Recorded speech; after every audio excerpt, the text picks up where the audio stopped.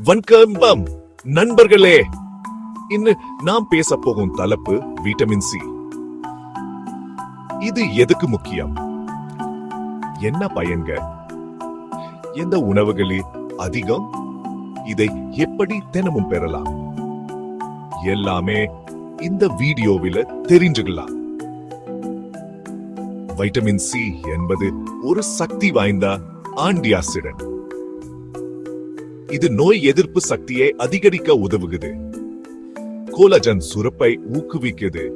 இது சருமம், எலும்புகள் மற்றும் இளம் தோற்றத்துக்கு முக்கியம். இரும்பு சத்து உடலில் உறிஞ்சப்பட வைட்டமின் சி அவசியம். சளி, ஜலதோஷம், காய்ச்சல் போன்றவற்றை கட்டுப்படுத்த உதவுகிறது. மூட்டு வலி, தோல் பிரச்சனைகள் மற்றும் மந்தமா ஆறும் காயங்கள் வைட்டமின் சி குறைவால் ஏற்படலாம். வைட்டமின் சி நாம் உணவில எளிதாக பெறக்கூடியது. இதுல சில முக்கியமான பழங்கள் மற்றும் காய்கறிகள். பழங்கள் எலுமிச்சை, ஆரஞ்சு, நெல்லிக்காய், பப்பாளி, ஸ்ட்ராபெர்ரி, மாதுளை, கிவி, மாம்பழம். காய்கறிகள் பள்ளி மிளகாய், பரங்கிக்காய், முருங்கைக்கீரை, அகத்திக்கீரை, காலிஃபிளவர், புரோக்கோலி, தக்காளி.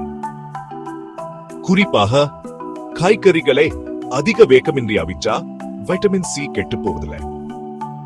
ஒரு வயது வந்தவருக்குனா உனக்கு சுமார் 75 மில்லிகிராம் முதல் 90 மில்லிகிராம் வைட்டமின் சி தேவை.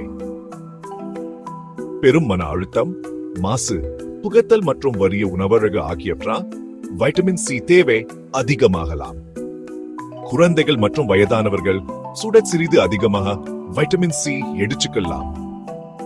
வைட்டமின் சி குறைபாட்டால் ஏற்படும் சிரமங்கள், சுருக்கம் மற்றும் உலர்ந்த சருமம், எளிதாக சோர்வு ஏற்படுதல், சற்றே காயம் என்றாலும் ஆறாதிருத்தல், பூஞ்சை தோல், இரத்த வெடிப்பு, எதிர்ப்பு சக்தி குறைபாடு.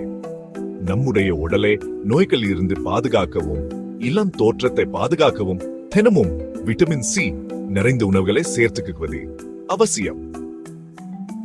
இயற்கையின் அற்புதங்களை உணவாக மாத்துங்கள். ஆரோக்கியமான வாழ்க்கையை தொடங்குங்க. Break time to